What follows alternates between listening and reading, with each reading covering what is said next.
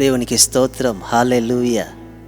మన రక్షకుడు ప్రభు అయిన యేసుక్రీస్తు నామంలో మీకు నా హృదయపూర్వకమైన వందనాలు చెల్లిస్తున్నాను. బాగున్నారా? ఆరోగ్యంగాను సమాధానంగాను జీవిస్తూ ఉన్నారా?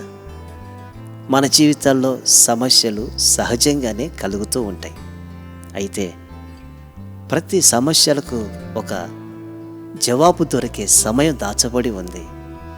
ఆ సమయం కొరకు మనం వేచి ఉందాం. తప్పకుండా దేవుడు తగిన సమయంలో మనకు జవాబునిస్తాడు. దేవుని వాక్యాన్ని ధ్యానించుకుందాం. రాజుల 2వ గ్రంథము 4వ అధ్యాయం 1వ వచనం. అంతటా ప్రవక్తల శిష్యులలో ఒకని భార్య, నీ దాసుడైన నా పెనిమిటి చనిపోయాను, అతడు యెహోవా యందు భక్తి గలవాడై ఉండెనని నీకు తెలిసే ఉన్నది. ఆమె వచ్చి ఎలీషాతో అంటది, అయ్యా, మీ దాసుడు అనగా నా పెనిమిటి అంటే నా భర్త చనిపోయాడయ్యా. దేవుని యందు భక్తి కలిగిన వాడు, అది మీకు కూడా తెలుసు కదయ్యా.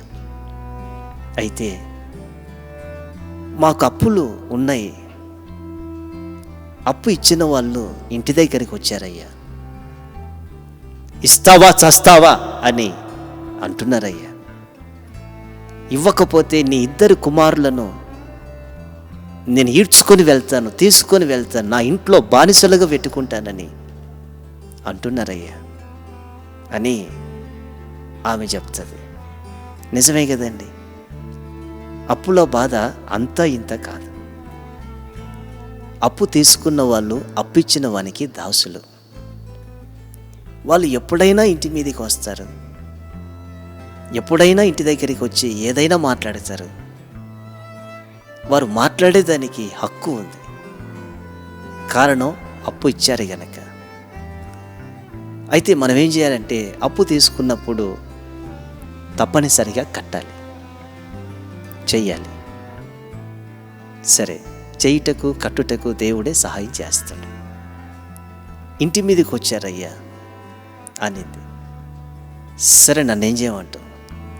ఏం లేదయ్యా, మీరే పరిష్కారం ఇవ్వండి అయ్యా అని అన్నది.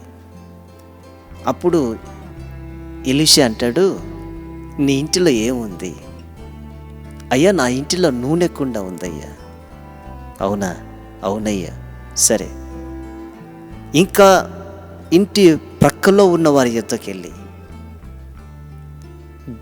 సరవలు, గిన్నెలు అంటారు కదా, గిన్నెలను అరువు తెచ్చుకొని, అంటే మళ్ళీ ఇస్తామని చెప్పి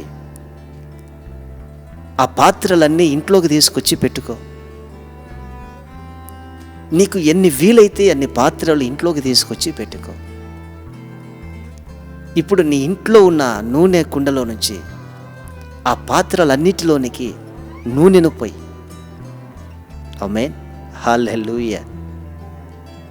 ఆ పాత్రలన్నీ నూనెతో నింపు అని చెప్పాడు. ఈమె ఇంటికి వచ్చింది, పిల్లలకు చెప్పింది. ఇంటి ప్రక్కలో ఉన్న వారి దగ్గరికి వెళ్ళారు, ఇటు పక్క ఉన్న వారి దగ్గరికి వెళ్ళారు, ఎదురు ఇంటి వాళ్ళ దగ్గరికి వెళ్ళారు, ఇటు వెళ్ళారు. అందరి ఇళ్ళల్లోనికి వెళ్ళి పాత్రలన్నీ తెచ్చుకొని ఆ పాత్రల నిండా నూనె పోస్తూ ఉంటే చూసారా, ఆ నూనెతో పాత్రలు నింపబడ్డాయి. ఆమేన్. అప్పుడు ఎలీషా దగ్గరికి వచ్చి, అయ్యా, నువ్వు చెప్పినట్లుగా చేశానయ్యా, పాత్రలన్నీ నూనెతో నింపానయ్యా, మరి ఇప్పుడు ఏం చేయమంటారయ్యా? ఏం లేదు, ఆ నూనె నమ్మి అప్పు తీర్చు అని చెప్తాడు. ఆమేన్, హల్లెలూయా. ఎంత అద్భుతం అండి. అన్ని పాత్రలకి నూనె ఎలా వచ్చింది? ఉన్నది కొంచెమే నూనె, ఎలా వచ్చింది? పాత్రల నిండా నూనె నింపబడుటకు అక్కడ జరిగిన అద్భుతం ఏమిటి? నా ప్రియమైన సహోదరి సహోదరులారా, యథార్థంగా దేవుని సేవ చేస్తున్న దైవజనులు, నమ్మకమైన దైవజనులు ఏదైనా చెప్పినప్పుడు, మనము చేసినప్పుడు అందులో గొప్ప ఆశీర్వాదం దాచబడి ఉన్నది. నూనె కొంచెమే కదా ఉన్నది, ఈయన ఏమిటి పాత్రలన్నీ నింపమంటున్నాడు, ఎలా వస్తుంది నూనె అన్న ఆలోచన చేయలేదు. దైవజనుడు చెప్పాడు, నేను చెయ్యాలి, అంతే. అది మన జీవితాల్లో దేవుని సేవకుల మాట మనం వినినప్పుడు మన ఊహలకు మించిన ఆశ్చర్య కార్యాలను మనం చూడగలం. ఇంతవరకు మనం ఎరుగని సంగతులను మనం అనుభవించగలం. ఆశ్చర్య కార్యాలను మనం కళ్ళతో చూడగలం. యథార్థంగా దేవుని ఆత్మాభిషేకంతో సేవ చేస్తున్న దైవజనుల మాట మనం వినినప్పుడు, ఈరోజు ఎందుకని అనేక కుటుంబాలు ఆశీర్వదించబడలేకపోతున్నాయి? ఎందుకని వ్యాపారాలు అభివృద్ధి చెందలేకపోతున్నాయి? ఎందుకని అభివృద్ధిని చూడలేకపోతున్నారు? దైవజనులు చెప్పిన మాట లెక్క చేయట్లేదు అనేకులు. దైవజనులు చెప్పిన మాటకి తిరుగుబాటు చేస్తున్నారు అనేకులు. దైవజనులు చెప్పిన మాటకి లోబడకుండా ప్రవర్తిస్తున్నారు అనేకులు.